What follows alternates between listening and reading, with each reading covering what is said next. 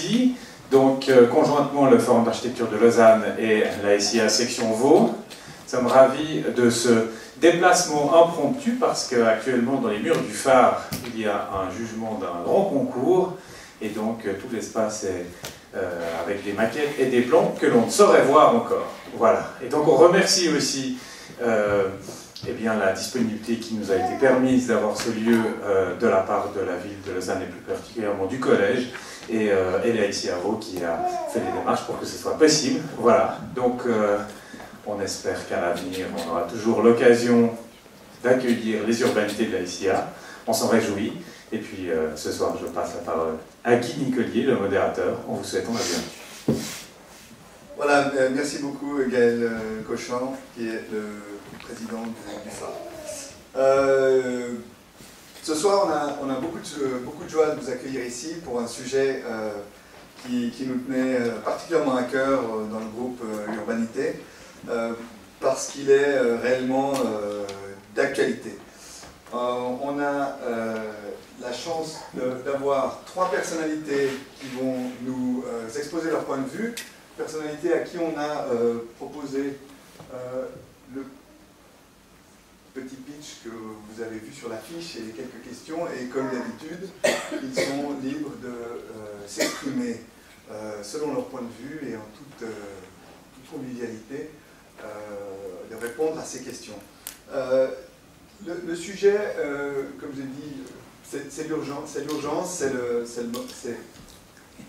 sujet d'actualité. Ouais,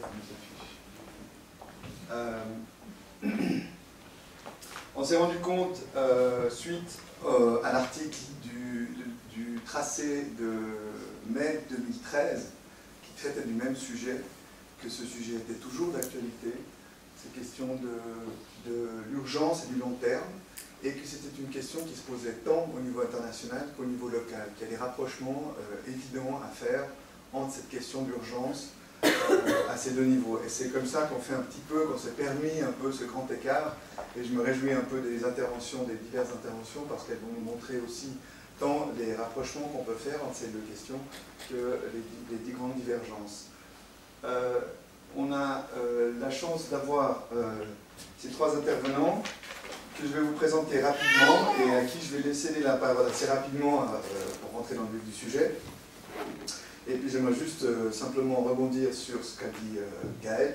En ce moment, au phare se juge un concours qui traite précisément en partie de ce sujet du logement d'urgence, puisque c'est des logements à la rue Saint-Martin qui contiennent une part importante de logements sociaux. Alors, je vous les présente dans un Ladies First. Elsa Caudray, qui est architecte diplômée de l'École polytechnique fédérale de Lausanne. Elle a suivi le postgrad DSA Architecture de Terre à l'ENSAC Cratère à Grenoble, ainsi que le diplôme de gestion intégrale du bambou, Guada Angustifolia, à l'Universidad Tecnológica de Pereira en Colombie. Elle a travaillé comme consultante indépendante sur les programmes participatifs d'habitat en matériaux locaux en Colombie avec des populations déplacées par le conflit armé. Elle travaille actuellement sur plusieurs programmes de reconstruction post-séisme en Haïti depuis janvier 2010 et post-typhon aux Philippines depuis le passage dévastateur de Haiyan en novembre 2013. En 2009, elle a cofondé avec deux autres membres le collectif d'architecture CARPE, collectif d'architecture participative et écologique, à Lausanne, qui s'investit dans des projets de conception et de construction participative et de revalorisation des matériaux locaux comme la terre, le bois, la paille, en Suisse romande. En 2011, CARPE a notamment construit un bâtiment administratif passif et bioclimatique en paille et terre pour le service des parcs et domaines de la ville de Lausanne. Le collectif donne également des cours et des formations pratiques. Nous avons Michel Cornu, qui est né en 1955, travailleur social. Il crée en 1992 Mode d'emploi Fondation pour l'acquisition et la certification de compétences, institution qu'il dirige pendant 12 ans. En 2004, il est nommé chef de service du service social de Lausanne. Ce service compte aujourd'hui plus de 300 collaborateurs et collaboratrices. Parmi les divers projets qu'il suit et en cours, citons l'élaboration d'une politique sociale communale en matière de prostitution, l'actualisation de la politique sociale communale en matière de drogue, avec notamment la proposition d'un espace sécurisé de consommation de drogue, la mise en place d'un protocole spécifique de prise en charge socio-éducative des jeunes de 18 à 25 ans requérant l'aide sociale. Davide Niccolini a étudié l'architecture à l'École Polytechnique de Milan. Il ouvre son bureau d'études avec 2 associés à Monza au début des années 90. Dès 1999, Davide Niccolini commence la collaboration avec des ONG et décide en 2002 d'arrêter son activité d'architecte dans le privé pour se dédier à l'humanitaire. Il s'établit en Suisse en 2004 et prend une année sabbatique pour faire un master en action humanitaire à l'Université de Genève. Il s'engage ensuite au CICR. Davide Niccolini travaille pour la DDC depuis février 2013. Depuis novembre 2013, il est en mission pour la DDC auprès du HCR à Genève. Alors, je vais leur laisser la parole à chacun dans l'ordre suivant. Davide Niccolini, qui va nous donner un aperçu international, disons.